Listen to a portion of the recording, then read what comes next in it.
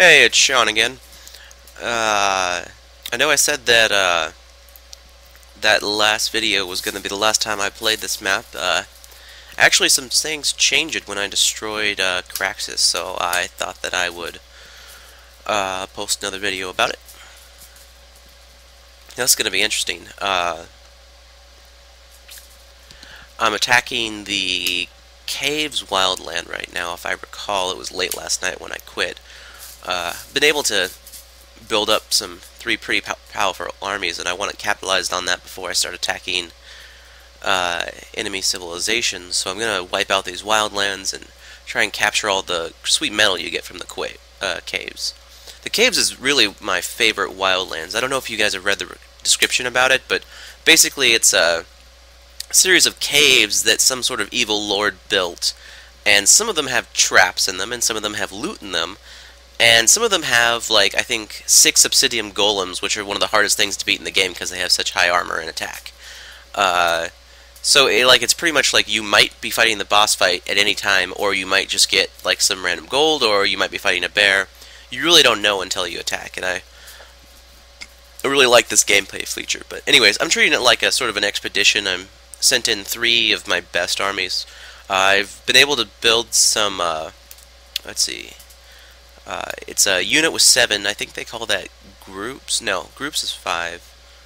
It's the squads. I've been having squads of master longbows built and set up to take these guys out.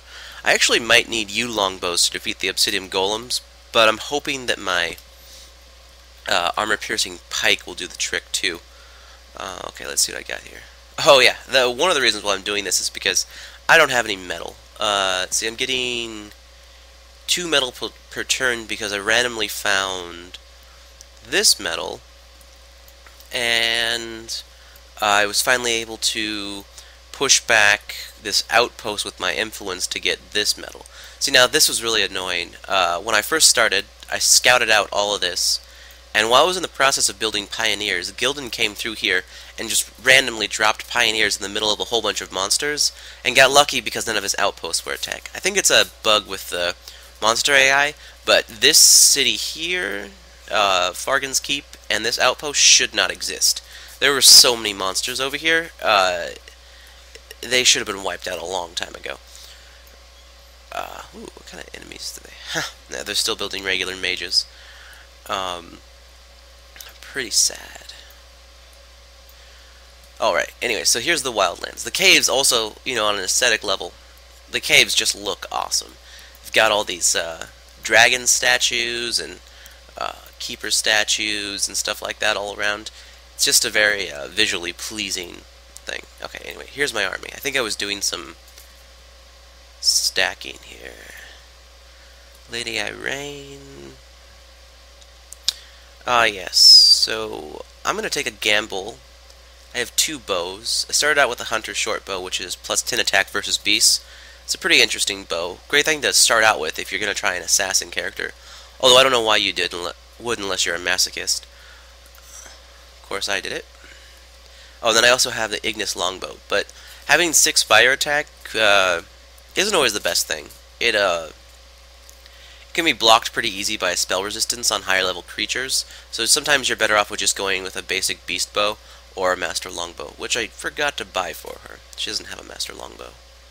Oh, and okay, so she's got an apprentice mace. I've only been able to build 2 maces since I got that iron deposits, so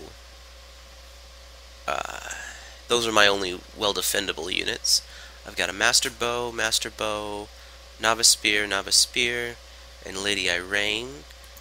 And then Neskach, the Stonecutter's army. Let's see, he's got some pretty weak spears, 2 master bows, but he's got that hummingbird pike. Anyways, where is this? There, cave. Let's see what happens. Oh, alright, so it looks like I'm fighting some crag spawns. Probably a good thing not to have the fire bow, I'm guessing. I don't actually know, it's not clear how fire attack works versus piercing or whatever. I mean, you have to assume that spell resistance is what it's defending against, but it could just be defending against armor, and then there's no block for it. I don't know.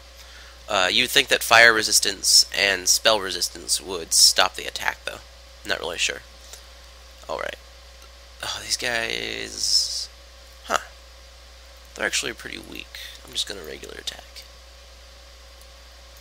Oh, and this is one thing you have to do. You pretty much have to treat the game like a Pokedex. Open this up. Race Elemental. So a Sunder spell wouldn't go amiss, but I don't think I have that yet. I'm working on it. Oh, critical damage. Okay, now people don't realize this, but according to Heavenfall, who pretty much knows everything about the game, you have to get plus 10 accuracy than their accuracy roll when you attack. So you have to get 10 more accuracy than they have. And then you roll your crit. And then you have to get a higher crit value from 0 to whatever your crit chance is to actually get a critical attack. Now, it's really bothersome, especially for new players, that this is not explained anywhere in the game. Because basically, you need a high-level unit to crit on a high-level unit, and if you're fighting a low-level unit, and you're an assassin, you'll crit almost every time and not know why. For some reason, the balance right now is just to reward people who are high-level. And it is difficult to get high-level, but it's a little extreme. I mean, you really don't stand a chance against high-level units. No matter how many units you bring. And dodge is totally useless against them too, which was annoying because you think that would be a good counterbalance. Is, oh, you're a really high-level unit, but I have such great dodge, I might be able to stand a chance. Doesn't happen in this game yet. Let's see. They don't have any dodge. They have high constitution. I'm trying to figure out where I need to be. Okay, this is another thing that I do that the computer doesn't. I always check their moves, because they can move 2 moves and then attack. So if I move all the way forward, then they're going to get first strike, and they do 20 damage. So I only want to move 1 forward. And this is actually another interesting thing about the cave tactical map, is it's really well designed that if I try to bring in all melee units, I'm not going to win, or I'm going to lose my whole front line before I win, because this is a really thin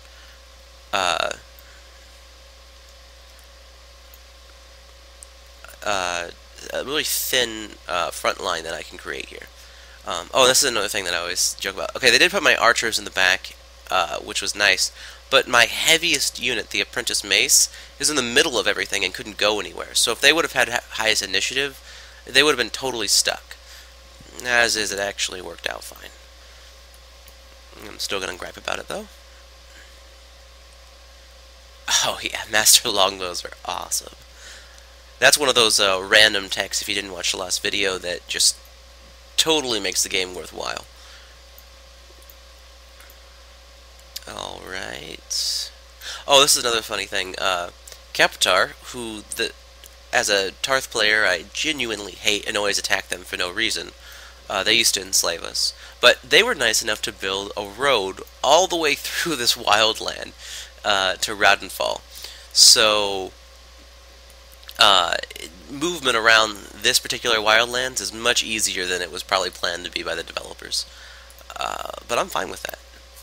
So I think what I probably should do now, just based on the fact that I'm pretty sure any one of these caves could have the final boss, I need to group all my heroes together, which means I won't get a lot of experience, but I will pretty much be unstoppable, and that's what I need.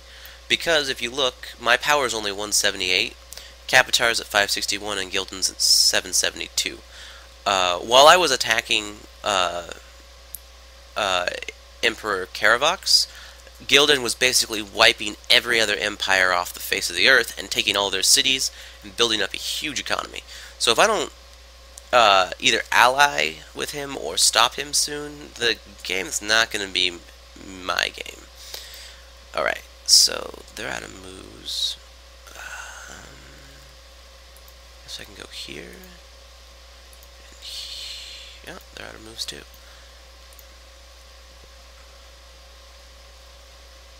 Oh, another thing that I learned is as soon as you take a wildlands, assuming that they fix them, this whole area is going to turn into instantly colonizable. And since pioneers only take one turn, uh,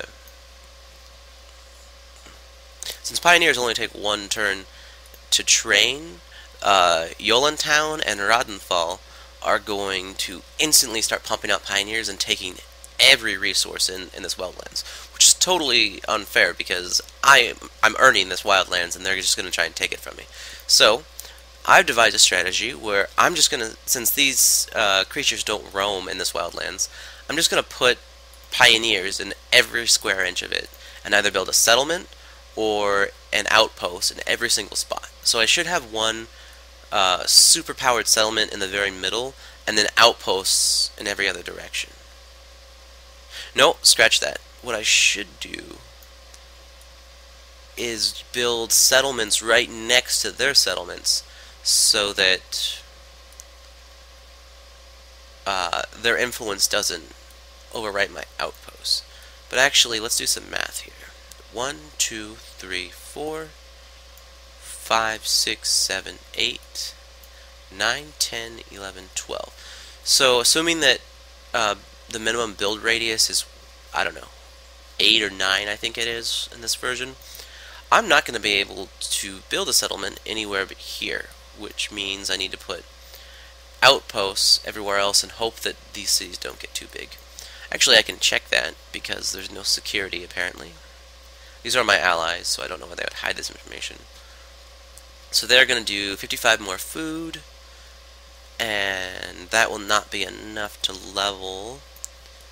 And they're going to do 1 more food, which will not be enough to level.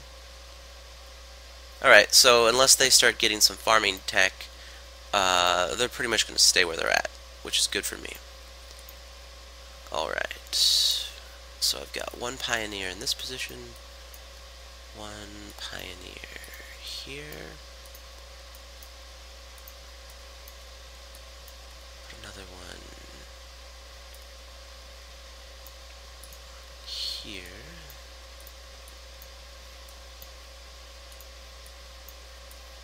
another one here.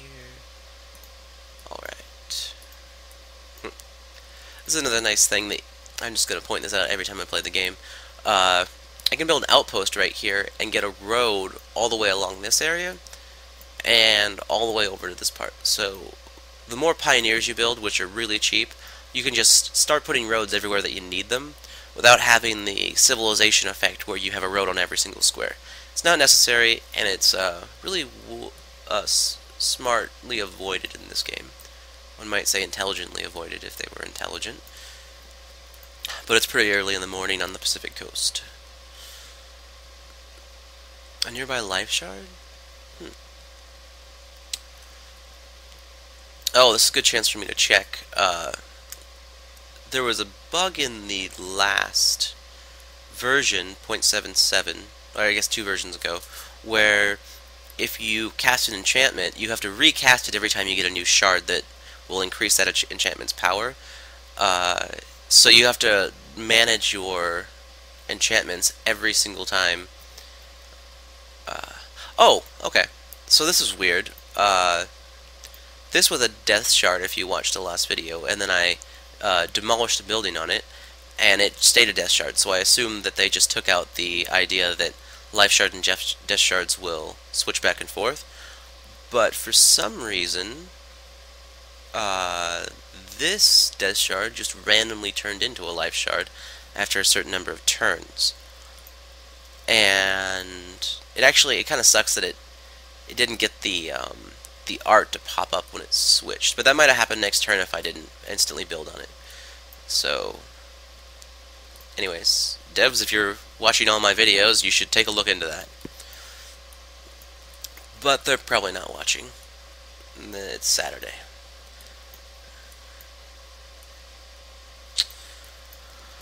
Alright. God, it's kind of annoying as I just want to have fun and play in this wildland, but I have to do so much maintenance all the time. Which isn't something I'd like them to change, it's just me complaining about stupid random things. Alright, so we'll take Lady Irene.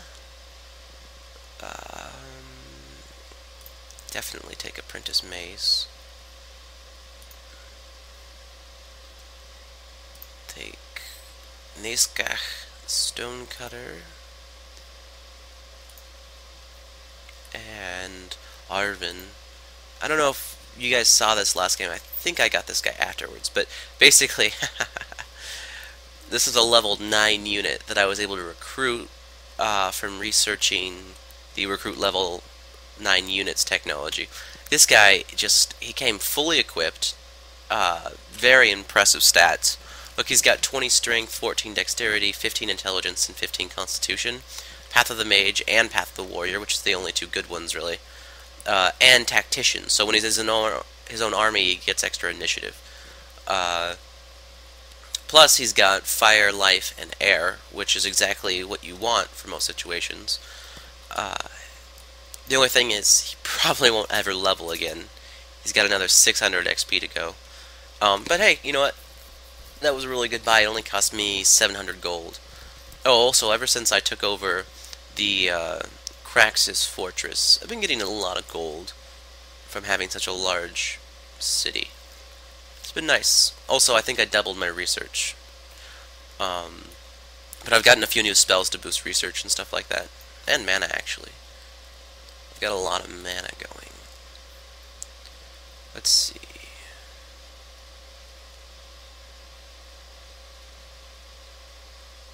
Oh, yes, Aura of Grace. This thing's pretty nice. Oh, wait, no. That's the dexterity one. Meditation. Gives you minus 10% production, but plus 1 mana. It's a great thing to cast when you're in the mid to late game, because you really don't need an extra 10% production in your minor cities. And any smart human's only going to build units out of one city that they buff with a whole bunch of spells. So it's essentially an extra mana for every city, which then you can then use to cast knowledge on every city and get an extra 10% research. It's a pretty nice little system they got made up. Okay, I'm gonna say it's gonna be worth it to wait for these maces. So what's the fastest way? I guess we'll all meet at this cave. I don't know if you guys can read that, but I'll read it to you.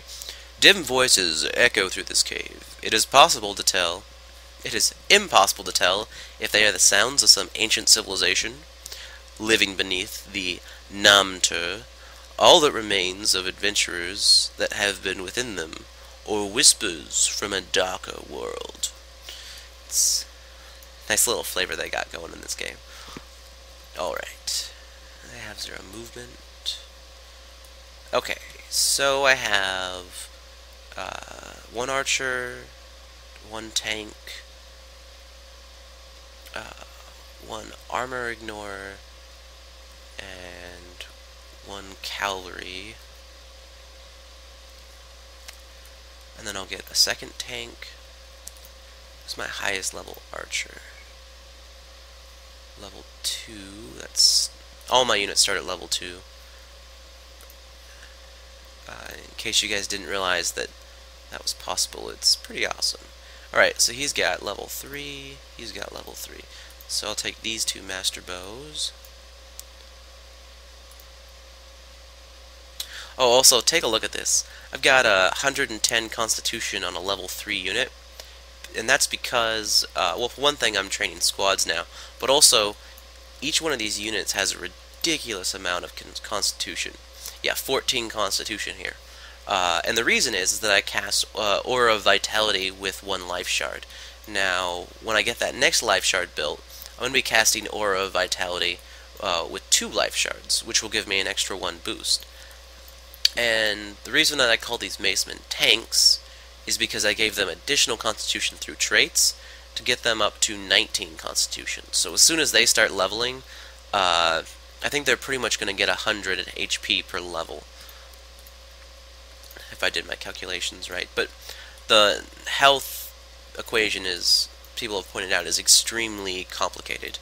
and not very intuitive, which is the case with most of the mechanics. And that's good because it means the system is diverse and complex, but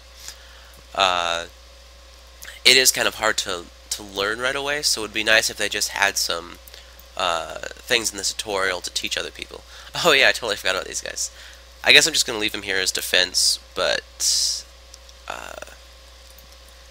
I've got some extra mages and stuff hanging out for no reason. No, another thing I haven't done in a while is I always forget that once you defeat somebody, you get new weapons. I got a slag tooth. Oh, wow, this is almost enough to make me change Irene to a melee unit. Plus 6 crit chance. So if if I ever have plus 10 attacks accuracy on my roll, I'm going to crit with this knife. And it does 18 cutting attacks, so that'll probably be 30 on every crit. But I just don't want my Sovereign that close to battle. If I lose with my Sovereign, I'm going to lose 500 mana, and I'm one of those people who refuses to restart the game no matter what happens, so that would be a huge blow.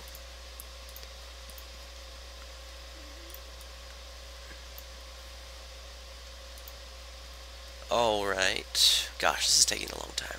I probably should have started the video much later.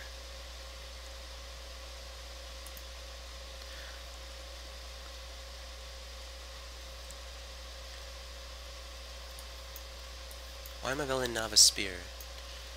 Oh, right. I refitted the Novice Spear to just have extra strength. So it'll do 110 damage, but have almost no defense. This is another thing you have to do, now that the AI is competent, is check to see who's going to go to war with you soon. And apparently I pissed off Capitar. Let's see why. My military is very weak. Well, yes, that's a good reason to go to war. I agree with that. Your faction is beneath us. Okay, yeah. You see us more as slaves. Then people. We want to bring order to the world. Well, hey, that's a fair ambition. Oh, and before, he was at war with a whole bunch of empires that he's since wiped out with the help of Gildan, so I was getting bonuses from that prevented our war. But now that that's over, he's probably going to start focusing on me. I like a little attention. Alright, so plus 3 we have the same allegiance. That doesn't seem to carry much weight.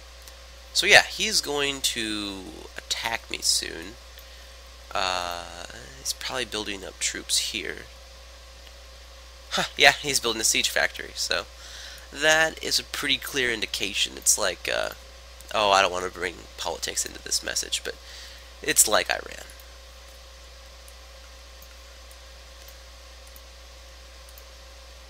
Okay, Life Shrine in 2 turns, which means I don't want to construct any, or train any troops until I get that extra life shard.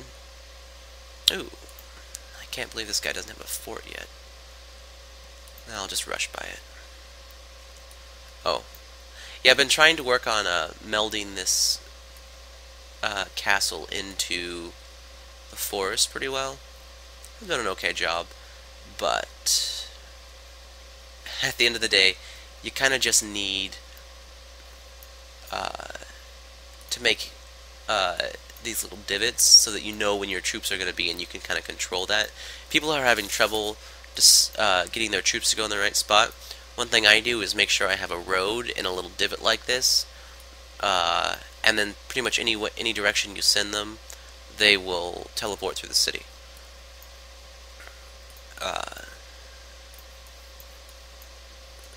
I hope that helps somebody out there. Let's see. Okay.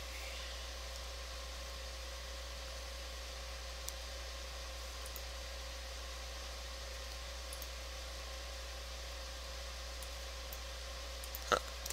See, now I'm thinking, I can't just send these pioneers all willy-nilly into the wildlands because that might draw the attention of the Capitar spearmen, and I might have to retreat, and while their armies are in the wildlands, they might actually start taking this loot. Not really sure what the AI will do, so I have to assume the worst.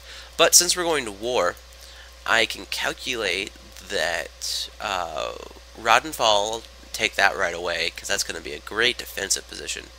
And I think there's a road.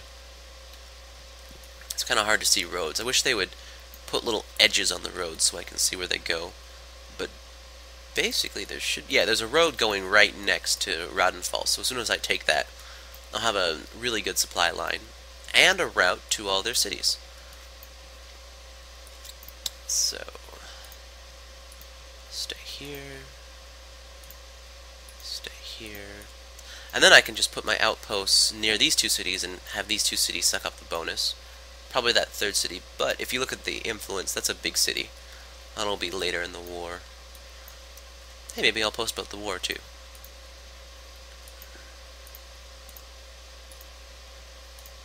Alright, enter.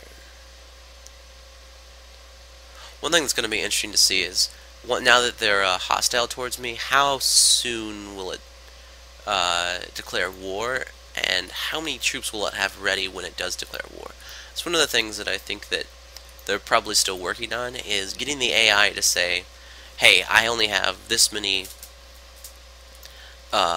units near them, so it's pointless to declare war right now. I should just wait and either hope they declare war on me, which is great for diplomacy, or hope that, or just wait to declare war until I have more troops present. That would be the most intelligent way for it to be handled.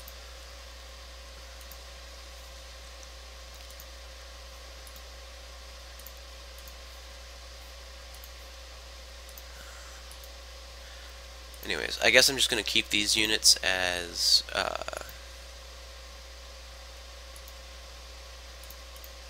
fodder / reinforcements.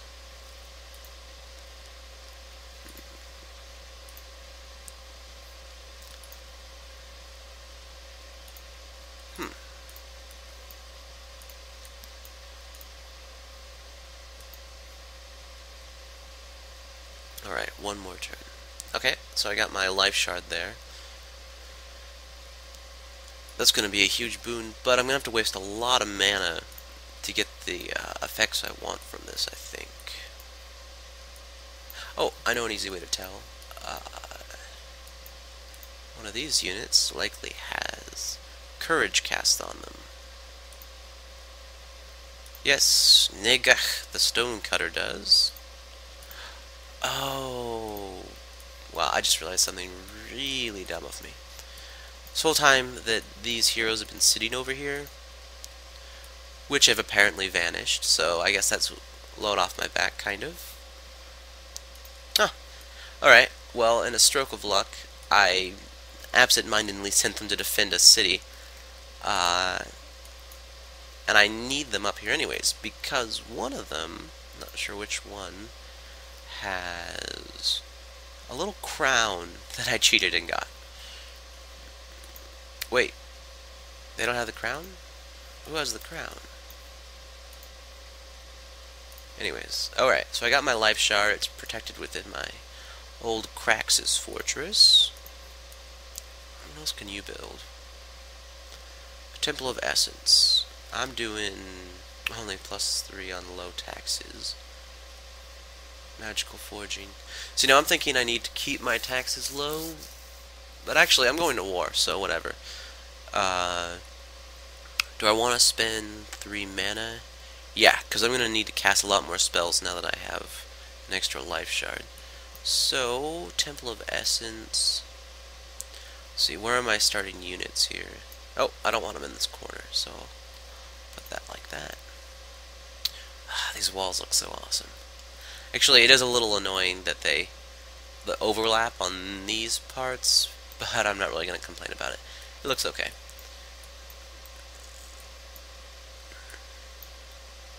Alright. Do these guys have spells cast on them? Yeah, they have evade and regeneration. Well, that's 4 mana per turn. So that's Lanad and Alsa.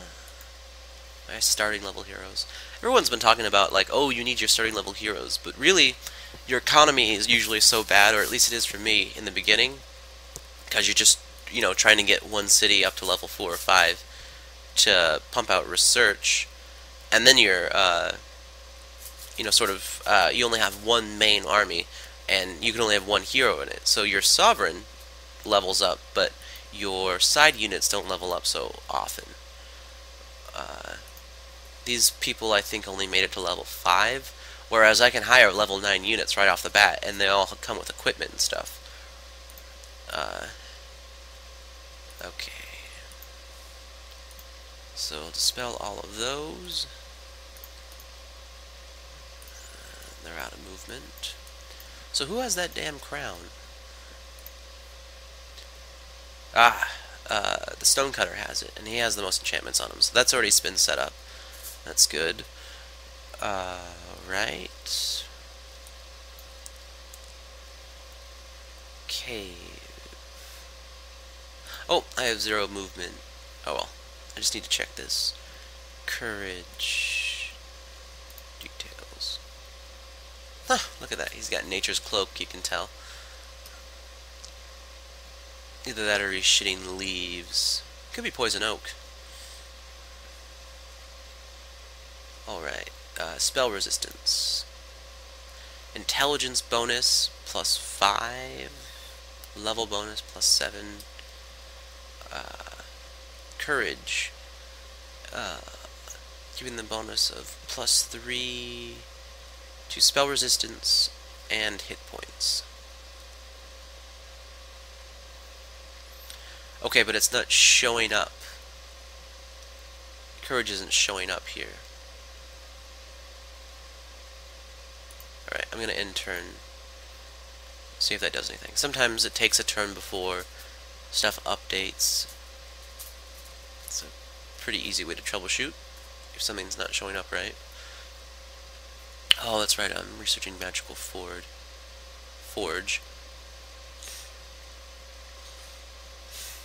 Which will give me Banishing Mace, which I will equip with all my units in case I have to fight some serious elementals at some point.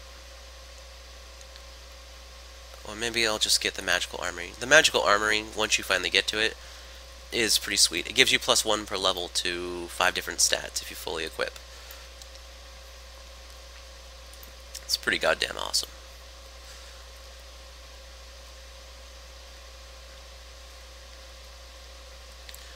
Oh, I know an easy way to find out. Hopefully this is a battle. Oh, frack. Okay, so I need to find a plains to walk on then. I accidentally kicked him out of the army, and I don't know how to actually put him back in the army, if there's even a way. But, let's see what happens here. Oh, yes, it would have been nice to have one of those banishing maces. So, these Ophidians. 21 attack, 17 defense. Race Beast, damn it! I'm not sure if I re-equipped. No, I think I have it. Anyways, point of fact, I think that an Ophi should technically be an elemental. Looks like they're made out of crystal shards, which seems elemental-like to me. Never spells spell resistance and has deadly bite, which is twice attack strength. So they do 42 damage. Yeah, I have reinforcements. I don't really care.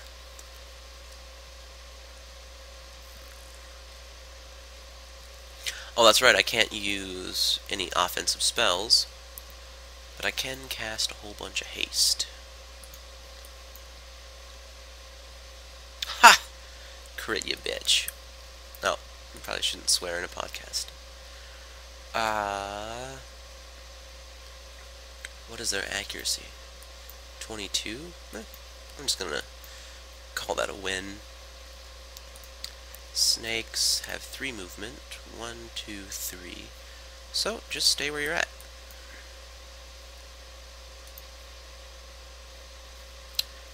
Bow. This should be good for some damage.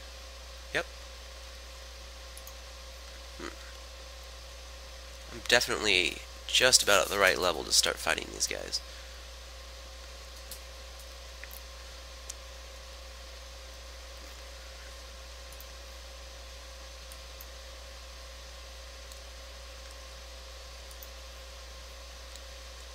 What I really like is an earth shard. Earth shards are really important if you're using stone skin a lot. Getting a little cocky with Irene here. Hopefully that's a kill. Yep.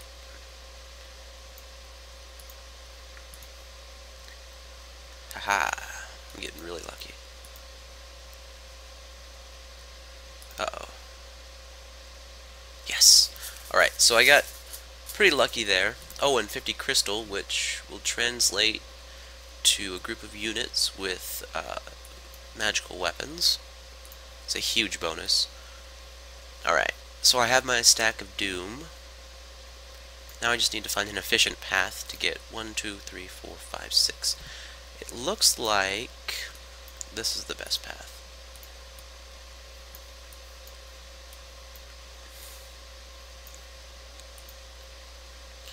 Should sign a non-aggression pact with Capitar. Nope, since I know I'm going to war with Capitar, I should sign a non-aggression pact with Gildan, who's currently neutral towards me, which means they could go to war with me.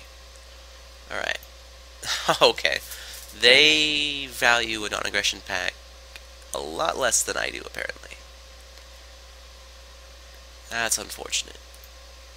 Alright, I need to look at the tech tree. What kind of bonuses can I get? Embassy, that's going to be a slow gain. Alliance tree. Dance with Dragons. I'm pretty sure that's a unique tech. I don't think I get that every time. Maybe I do. But anyways, I know where there's a lair within my territory, so that might actually be very worth it. Right, library, plus 10 to research, plus 20 research, plus 2 intelligence. Huh. Wow. Okay, let's see what's at the end here, since we're here. So that's really good spell resistance. That might be worth it. Plus 10 diplomacy. Yeah, I'm not going to waste 349 turns getting better diplomacy. Might do refined agriculture, though. Plus 5 production per material, plus 1 Gildar per material. Huh, I should go after that. Plus 5 production per material. See, in my opinion, alliances should give you plus 1 to diplomacy. Because there aren't really any techs that will just give you a little buff towards diplomacy, which I think there should be. Because going to war with anybody, pretty much, is going to make everyone go to war with you. But you should be able to research the sort of nuances in diplomacy that will allow you to, like, you know, do what America does. But like, oh, it's terrorism that we're fighting, not the country. You know, things like that, so that everyone doesn't immediately go to war with you.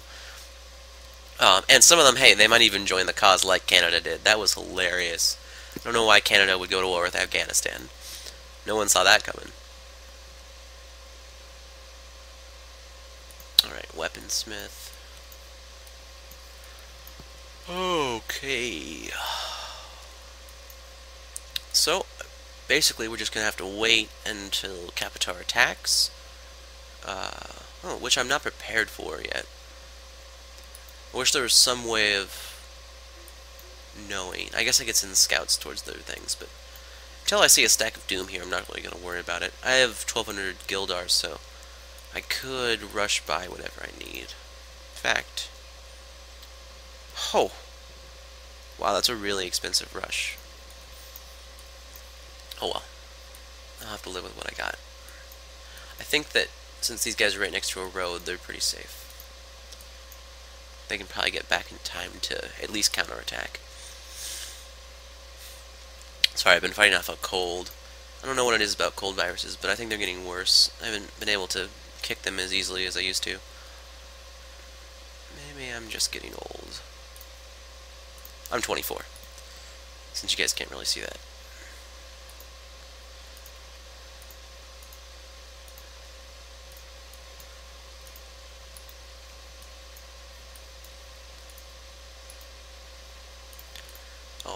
Need to get these guys probably back to my city.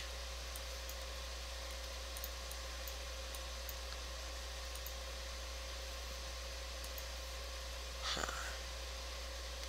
This cave looks ominous. I know there's no difference between them and it's probably just randomly placed, but this one's sort of in a corner here. Feels like a boss fight. Of course, since I've already fought two of the minor bosses, or one minor, one medium, this could just be loot. Yes, reinforced chain shirt. Pretty good art on this shirt. It's impressive. So, oh yeah, I already have one on. It's a pretty good endorsement for it. What are you wearing? You're wearing just a regular chain shirt. This will 6 cutting, 11 defense. So it'll pretty much double. And then I also have this spectral leather cuirass. Huh. I almost ought to put that on Lady Irene. Anyways, I can sell that chain shirt when I get back to town. Yeah, I'm gonna trade that to you. And have you equip that. There's no reason to give your archer -1 initiative if you don't have to. I think I just didn't have any other options before. Alright, so I'm gonna bring my stack of doom near their city's last. Actually, that one should be alright. Oh, and one thing for strategic clicking, it's not obvious to see, but you don't want to actually tell them to go to the object that they're going for, because the order of events isn't quite perfect yet, and you might end up attacking without meaning to, which can be pretty detrimental. You can get an injury for every player and wipe out some of your best trained units by accident. No one wants that.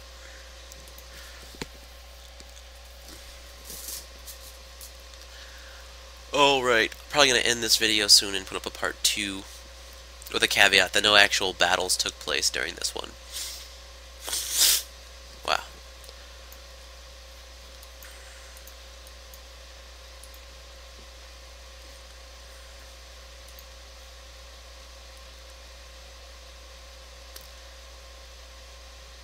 Oh, you know what I didn't check during that battle? I was going to check and see if my regeneration worked, but the enemies were so dangerous I didn't get a chance to. This is the thing that sucks about being in beta, is there's some game mechanics that you don't even know if they're working, and you really don't even know if they're supposed to do what you think they're supposed to do. It's kind of a guessing game. Alright.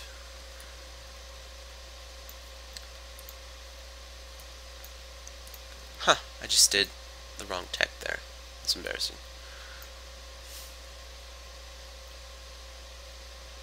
Alright, your actions prove you enemy to Capitar, Lady Irene. In the name of the Council, I declare war upon you and your peoples. That couldn't have come at a worse time. Okay, so this is awesome. Let's see what kind of units they have on their front lines that they were cocky enough to declare war on me. They have a spearman. Not probably the strongest strategy. What I will do is double check that. I don't like to get caught undefended. So one thing that I realized too is that they're going to have units all over the map, so they could have some in the deep south here, and I might not know about it until it's too late. Huh. What's this? Iron ore? Wow. There's another graphics issue. Probably because I've been playing this for so many turns. Let's see. Yeah, we're 348 turns. Which, you know, that 1,000 turn limit is just, I think that's a really great idea. I mean, because it doesn't really matter who wins except for the online scores, in my opinion. I mean, obviously some people will disagree and they have valid points, but I just don't really see uh, the game mattering much past 1,000 turns, because I'm at uh, 348, and this feels like it's pretty much over. I have 2 civilizations to conquer. Although it's going to be an epic battle, it won't take more than another 300 turns, I'm guessing. And I'm almost all the way through the tech tree, which is a major factor for game ending. Feels like it takes about 500 turns to get through all the techs, which is a really good pace in my opinion. Although I'll post about the actual pace of the game later. I think that's something that devs actually give a crap about as far as beta testing goes. And it's more complicated than just 500 turns. Alright, so there's that Drake lair, which isn't what that tech was for. It was for a different kind. I think everyone can get Drakes. Anyhow, ooh, you're almost level 6, and you're actually level 7, so I guess my original heroes did get pretty far. So this is the mage character. It's going to go great with that melee archer army. I'll get her. Huh. That's funny. That hill looks interesting. I mean, there's hills that are shaped like that, but there aren't many hills in Elemental that are shaped like that. Okay, so while she's still in the territory, let's see if I can buff her. She's a mage character. I'm gonna give her an ice staff. Well, I don't know, I'm Tarth. Ice staffs don't really make a lot of sense.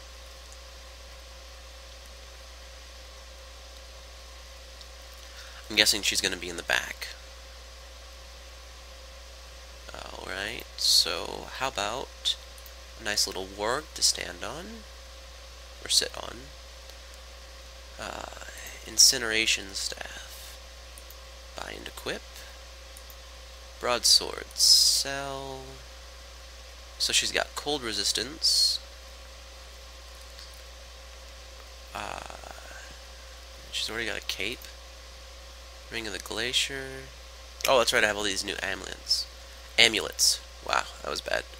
3 fire attack, 3 cold attack. So, I'm assuming that amulet will increase my range damage, although it's not totally clear if it will, as far as I've seen. And equip. Alright, I can have one more item, which they don't tell you where in the game, but you quickly figure out when you buy a 600 Gildar item that doesn't equip on your character. Monk's Robes, +2 initiative. Definitely going to take that. And this isn't worth much. Alright, so I can have one more amulet, 3 spell resistance, not going to need it, 3 cold attack. Hey, all my Gildar's gone, so that's a moot point. Alright, I'll just get Ring of the Glacier, because if nothing else, it's 75% cold resistance. Not that I've ever seen in Ice Elemental. Okay, so now I have to figure out 1, 2... Brad claims that the humans can't properly coordinate, which is partially true, but I mean really 1, 2, 1, 2, 3. So that means on the second turn be vulnerable for 1 turn. So I'll just let her hang out in the forest until the other guys get close enough.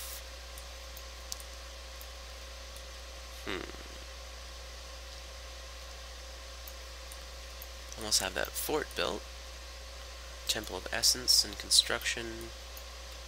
I wonder if you can build a Temple of Essence too. Nope. Although I might want to invest in a hedge wall now that I think about it. Huh. That's right, I snaked this city. It looks ridiculous now. Oh well. So, this is another thing that I mentioned before, but I'll mention it again. Putting your hedge wall here creates a little divot right here, which will probably mean that your units that you train here will spawn in that position. Little logistics lesson. Ooh, that's not a full strength army.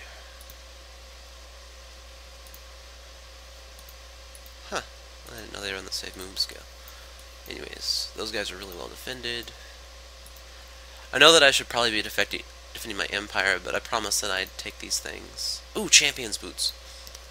That is a super valuable item. So that's basically +1 dodge per level. And for a level 9 unit, well, you can do the math. Trade and equipped. So he's my cavalry unit. It's really important that he can dodge stuff.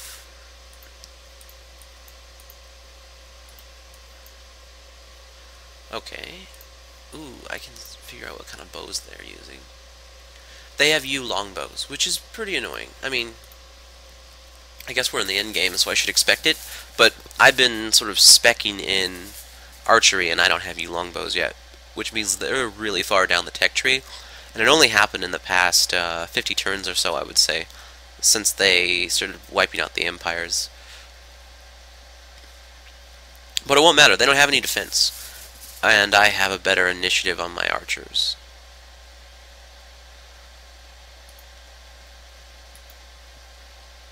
Okay, so here's a little pre-battle before I take over this city. So yeah, she's gonna get way better initiative. And she actually gives +2 initiative to every unit. Plus she has impulsive, which should really only be a trait for assassins. I don't know why you would give that to mages or warriors, really. It feels like an assassin trait. I suppose you could give it to warriors, but definitely not defenders. Let's be realistic. Spearmen, yeah. It's going to take you forever to train that. So now I just have to fight the city defenders, which are unarmored and carrying... You have to wait for the animation sometimes. Yeah, they're carrying the lightning hammers. Not a huge deal. Oh, this is a tactical map I haven't seen. I don't know if they're all random or if they made a whole bunch of new ones from the old ones, but it's nice to have these little unmovable tiles here and there.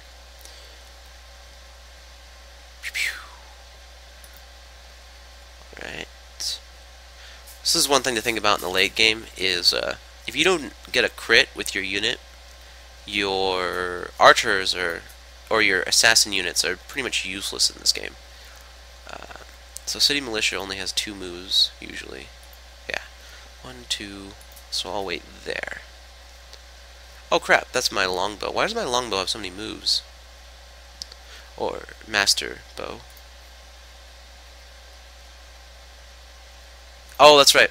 I gave them I gave them the charge trait, which means +3 initiative in the first round, which basically means my archers are always going to strike first.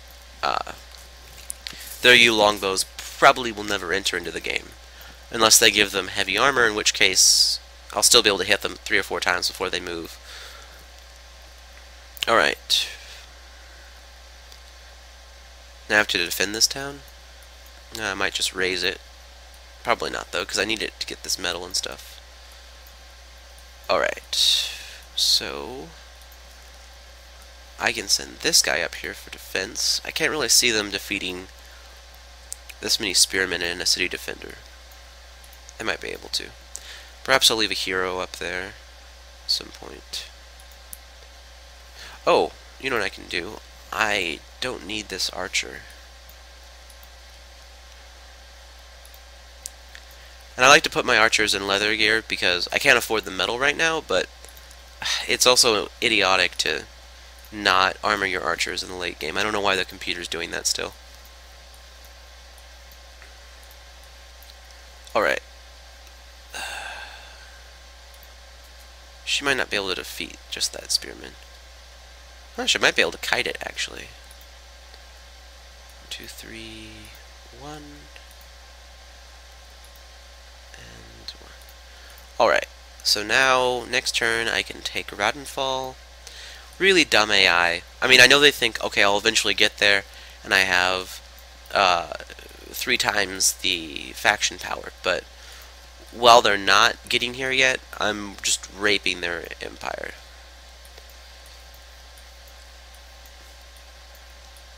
I show no mercy to the Captar.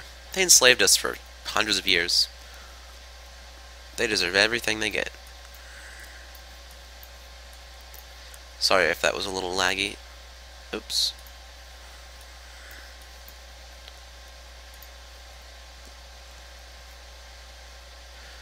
Okay, I have magical forging, which doesn't give me a bow. Another one of my gripes is magical forging doesn't give me a special bow. Enchantment doesn't give me a special bow. It's like the devs are so aware that archery in other games causes problems that they refuse to let this game have any interesting bows available as crafted items. Which is, you know, certainly one design choice, but also not the design choice that I would ever make. You need to be able to get like some interesting and unique bows from technology. Archer heroes are way underpowered right now. Okay, Novice Spear. I forget what I was doing with all this. Let's see. So my major defense points are Radenthal, where I have a full army, and Yolantown.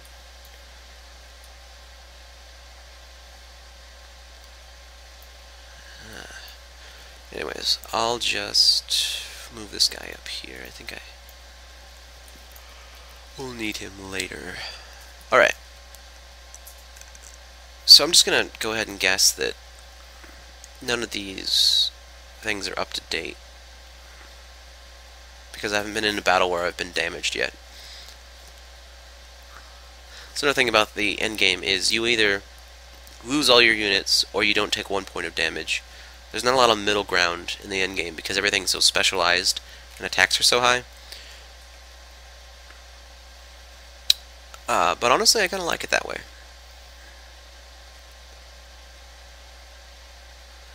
Okay, regeneration. Dispel. Oh, well, Aura Vitality Dispel, Regeneration Dispel, Courage Dispel, Regeneration, Stonecutter Dispel, Stone Skin, Inspiration, Aura of Grace, Courage Dispel, Regeneration Dispel. Yeah, a little bit of magic maintenance, not a huge deal.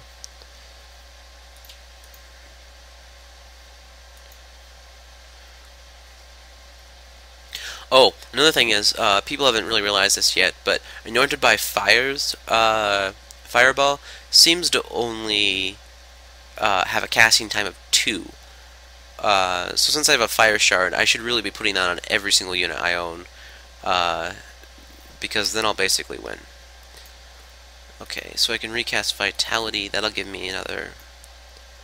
So that's plus 5 Constitution per unit, which is the late game, so it makes sense to give those kind of bonuses. I really had to work hard for it. I'm just hoping the devs don't watch this and say, oh, that's overpowered, I'm going to nerf it. That would be terrible.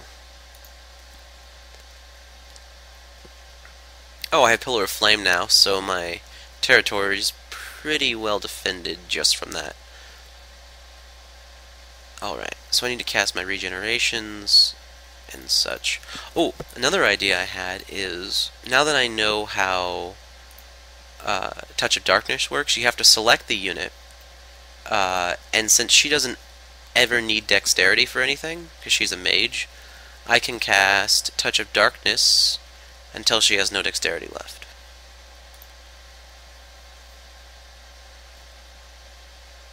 Alright. Here it is. So this is minus, or plus 5 intelligence, minus 3 constitution. Let's see if that worked. Constitution is 13, intelligence is 12. Let's try it again. Alright, took the mana away. It's not showing up here though. I'll end turn and see if it has an effect on the end turn. Oh, but I need to cast my extra spells here. So I need courage on all my heroes. What is 14 mana? Yeah. Lady Irene needs courage.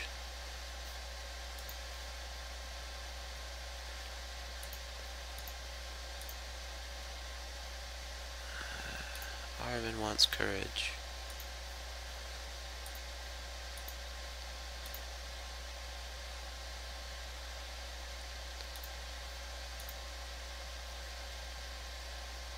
He needs courage. Alright. Yeah, that spell's still not showing up. It might be bugged. Feels like it's bugged.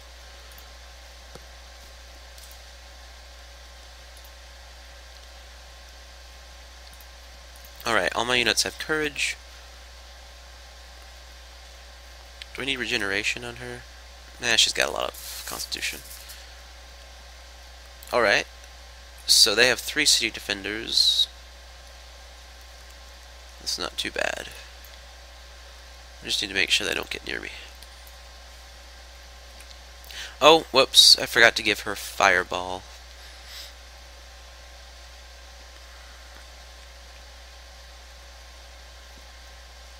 So I actually have a water shard, so I'll get +4 dodge from Obscuring Fog. But it's just going to be better to cast haste on a bowman in this battle where it began.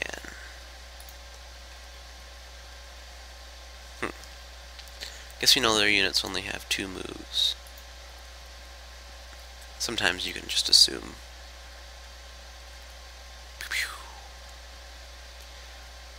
And I think I have a bowman for every unit on the field. Almost.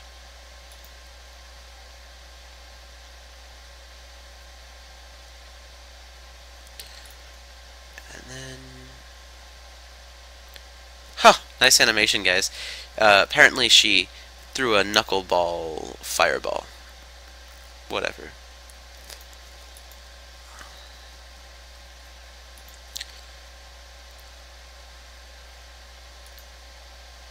Alright, so now I have Radenfall and Yolentown on either side of this Wildlands, and I'll probably pretty much be able to defend any attack they throw at me. One thing I would like Tarth to be able to do is grow forest inside their borders. Forest is probably one of the best defensive things you can get, especially if they take the suggestion of adding a forest walk banner or forest walk boots to the game, because then you could really have a situation where you're just totally able to outmaneuver the enemy. Alright, so another good defensive thing to do is to count how long it'll take you to defend your capital with a good army. 1, 2, 3, 4. 1, 2, 3, 4 turns to get back to my capital. I'm going to keep this spearman here. And start training some bowmen. Actually, one of the things I do for Tarth is, since they're an equal opportunity kingdom, they don't say put a man clarifier after a practice like they do in most countries. Instead, they have a bow instead of bowman, for example, because there's no reason to put a man there. It's not implied or assumed. They're a very progressive nation.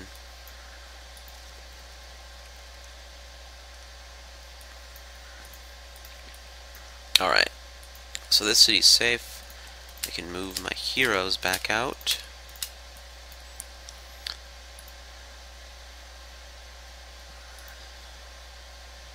Ah, son of a bitch. Use the road, dumbass. God damn it. It's very annoying. Just because there's other units on a road, the AI pathing says, oh, I can't go through that unit. Even if it's a caravan. And so it'll try to go around, which could possibly mean you lose the game if you're not paying attention. Also, if you're not paying attention, your money might go down to 0. I need to take a look at that on this turn. Minus 5.7 Gildar per turn. Okay. Actually, I'm going to need a lot of money for this war. So I'm going to put my rates back at normal. Because by the time that I get magical armor, I'm not going to be able to afford it otherwise. So another thing that I'm careful about, but the AI isn't, is to make sure you're only putting in defensive units in your city that are actually going to be able to defend. The AI is pretty keen on just stacking cities with like 20 units, like you saw in the last video, but none of those units are going to be in the battle, so it doesn't have a huge effect. Oh, look at this. Just as I suspected, the enemy's sending a stack of doom, but it looks like they're going to try to go through the wildlands and possibly get some of this loot on their way through. Also, I can't tell what their plan is, because obviously taking this road would be the fastest route, but it looks like the computer's being sneaky again and it's going to try to go north and hit New Hollis, which I don't have defended. But what it should realize is that I'm going to see them coming because of this outpost. Well, they might not know about that outpost. But anyways, I'm going to see them coming and be able to get back to New Hollis before they can do anything. So sending... Holy crap, this girl's died a lot. This extremely weak hero in charge of one of the sadder armies in the game, and then their actual good hero, their sovereign, and with a second hero, third hero. They're actually both okay. A mage and a pioneer. They totally don't understand how they need to stack an army to win, because I'm gonna just destroy them in a few seconds. And now that I know how weak their armies are, I can pretty much... Hey! I'm really glad I defended this city. Because as I was saying all that, they're sending Knights of Kaldare, which is a really good cavalry unit at Yolan Town. But my... Oh, you better frackin' go in that city. I think the game might shut down here. Which is good, because I need to start a new video. I think that YouTube might be disturbed by the length of this video. Last time they wouldn't let me post it or upload it because it was so long. Anyways, so this is one of those situations where you build the city to block the route, which is a great strategic feature. I'm really happy with that. Because now these guys can't just go around my city. They either have to attack or they're, totally pointless to the game. So we'll see what happens there. And just because I so overpower the enemy... Wait. Huh. Oh, one more thing for the devs. It's interesting to see like the little icons here that are made from the cards that we design, but you can't see them. Like, I understand that this is the highest resolution in the game, and that's what you want us to test. So I'm assuming that when we do a lower resolution, these will get larger and be easy to see. But as it stands, I have no idea what any of this crap is from looking at it, and since it's zoomed in so far on the head anyways, and so blocky, it doesn't give me any information. I would much rather show an icon of the weapon they have here and then the number, because that would at least mean something. Like, if it's a mage, show magic. If it's a spearman, show a spear tip, so that I know what the unit is at a glance. Also, this thing right here should be like a tactical formation thing where I can take this one and drag and drop it in here, and like this is the front line, this is the middle group, and this is the rear, so that I am able to put these guys where I want them to be in the battle. I'm sure you guys are taking care of that. Not too worried about it. Alright, so Radenfall, you get one city militia. Hopefully that darn city militia doesn't kick out one of my units. That would really bother me. It's one of the problems with the game. Alright, so this might be the major battle, which would be a huge mistake to go into at this point. Yep, it's the major battle. So I guess we're going to find out how powerful my troops really are. To fight Umberdrath, which has 17 defense, 95. They have a whole bunch of buffs. And then stone golems. I thought these were obsidian golems. Stone golems aren't that hard to beat. But I might have to eat those words. Oh, another thing to check is, do they have immunity? Spell resistance, overpower, can't be knocked prone, charge. So one of the great things that I have right now is Titan's Breath. But I don't think any of these enemies can be knocked prone. Immune to criticals, immune to poison. Oh, okay. Every stone golem can be knocked prone. So basically what I can do is, that guy's going to be trapped possibly. Well, no, he won't be trapped. But I can knock down 6 of their units with Titan's Breath. So I will cast Haste.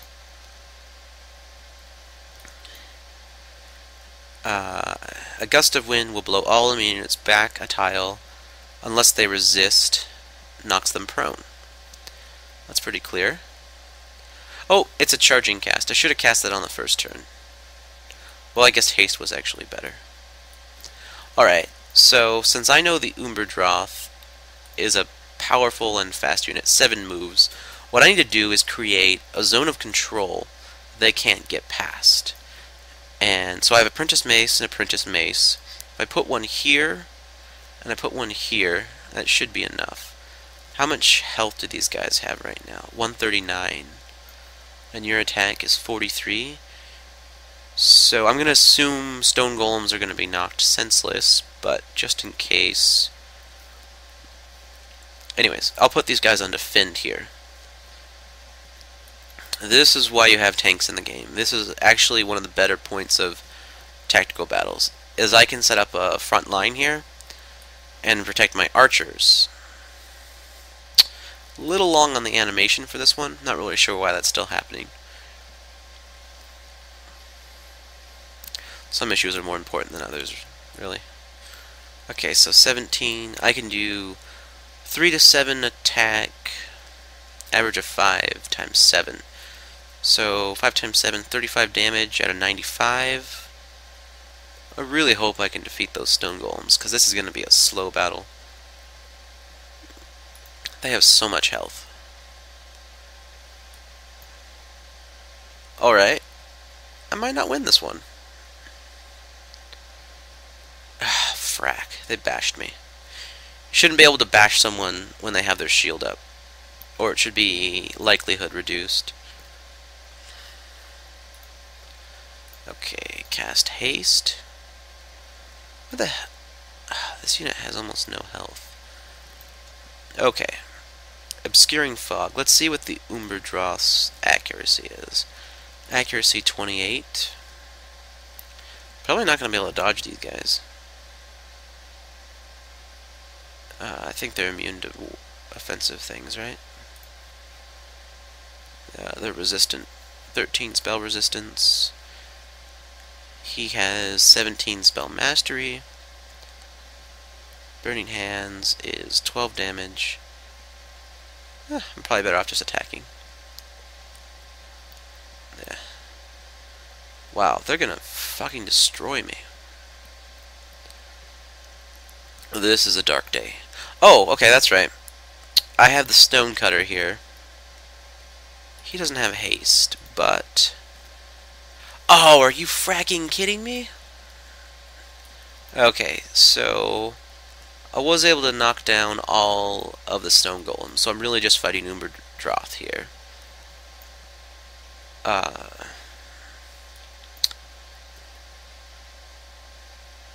Okay, one thing they did that's nice is the animations will play and it'll switch people's turns. So it does take a little time for people to get up from being knocked prone, but at least it's quicker and it's like reasonably it's a reasonable pace for what the game is. Okay.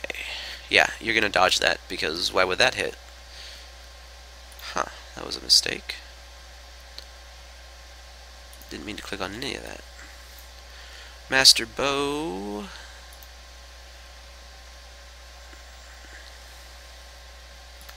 Just need to kill these guys. Hopefully this guy will work as a tank, but I really don't think he's gonna. Oh, okay, that's lucky. He's got one more hit on him before he dies. And dodge. Way to pull this one through. Alright, so Lady Irene's not gonna do too much damage. Blind's not gonna do crap for these guys.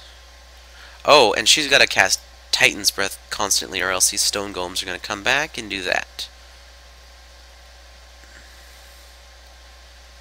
Okay, I gotta say, Titan's Breath didn't really stop those stone golems. That's annoying. Oh well. Hopefully Lady Irene will. It's kind of bad to have a caster with a bow in her hand, because she gets so much initiative penalty, but what can you do, right? Alright. The funny thing is, all I need is my heroes and bows to survive this, and I can still wipe out the enemy army. Oh. Oh, that's right, he's got all that dexterity, so he'll dodge some attacks. Okay, so move over here. I'm gonna need to move my longbows or my master bows back a little bit. I should have thought of that before. He's gonna have to block this area. Alright. That's supposed to knock them back one tile. It doesn't knock them back for some reason. Gonna have to post about that being bugged. Just like so many spells. See, they should all be no point in gesturing with my hand, I guess. They should all be knocked back one tile, which doesn't really change the game that much, but it opens up zone of control, which should be one of the major benefits of the spell.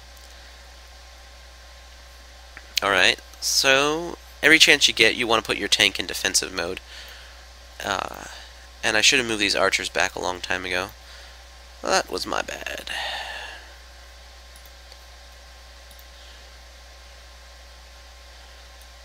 Also, let's look at the movement for a sec on Stone Golem. Alright, they only have 2 moves, so that's exactly how it should be. Oh, frack. How does a guy with so much dodge ever miss? That's what I want to know.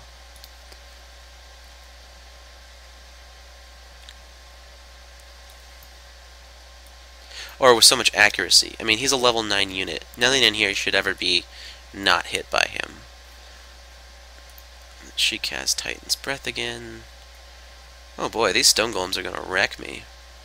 I guess I was thinking that they had a much lower initiative, which they probably should. A stone golem is a slow unit, in my humble opinion.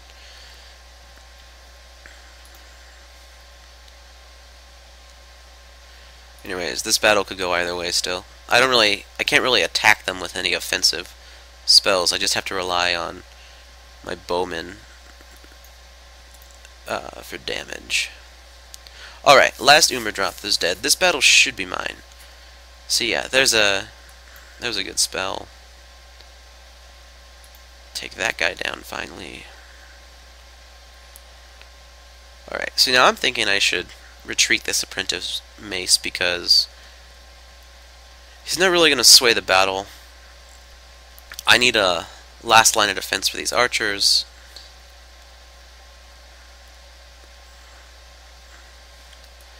And so many other things. But basically, I don't have the metal to replace them. So I should just set them in a city somewhere and replace them with spears, which is exactly what I'm going to do.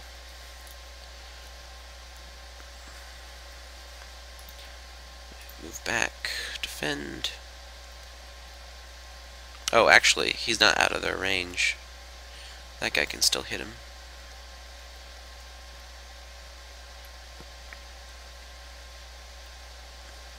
We're waiting on the animation again, in case people are getting bothered by this battle. Alright. Opponent time. So I'm spending a lot of mana on this too.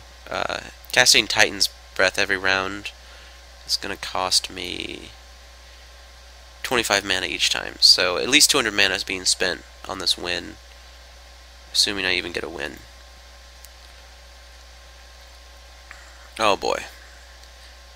This is not cool. He shouldn't be getting hit that often. Yeah, that's ridiculous. He's got so much dodge, and he's been missing so many times.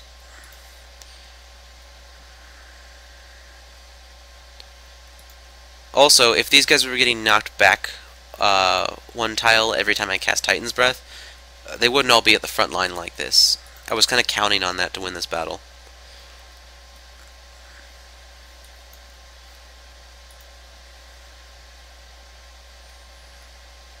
Okay, yeah. Once again, not knocked back a tile. Oh well.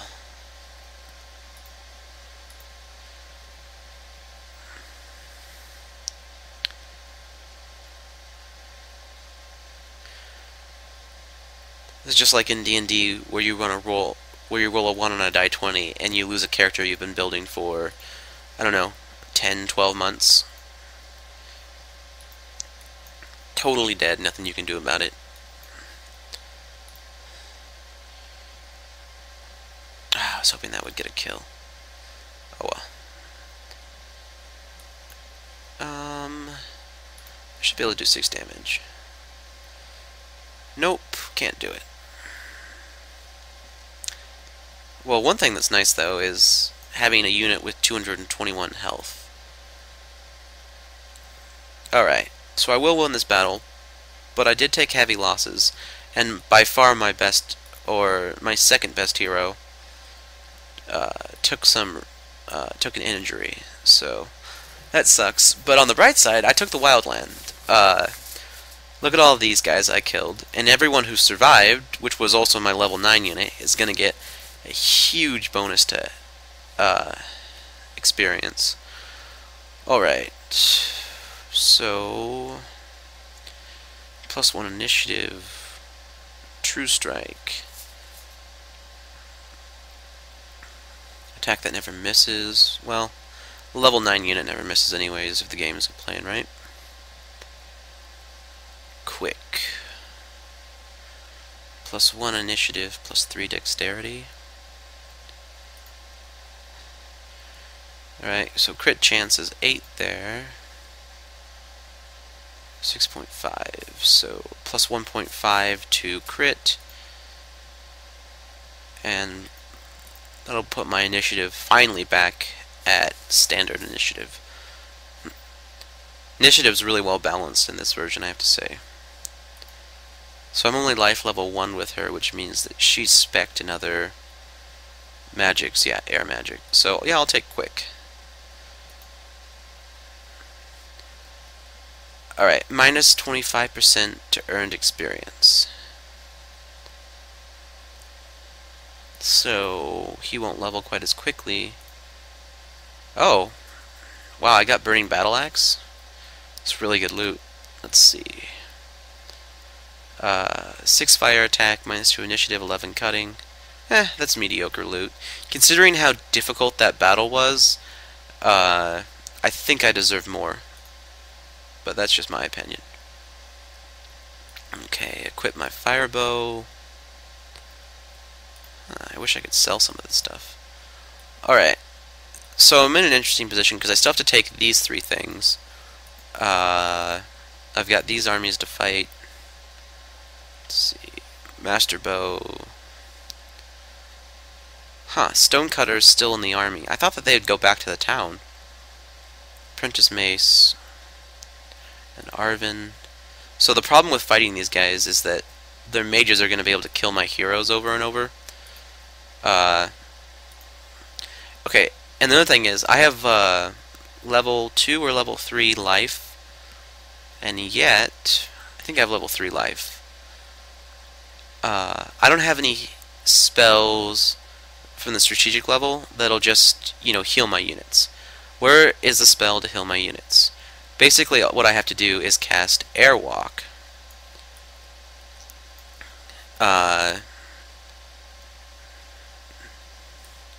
Actually, I might want to go to New Hollis. Oh wait, no, there's no limit on how many units you can have in a thing. So as long as they don't attack me, which they won't if I put both armies in the city, this should be fine.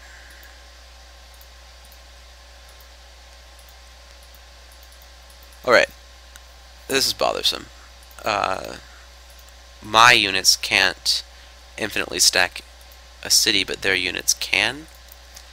That's not fair. Definitely a bug.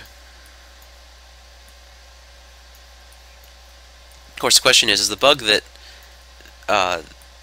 they can't, that they can do it, or that I can't do it? Which one's the bug?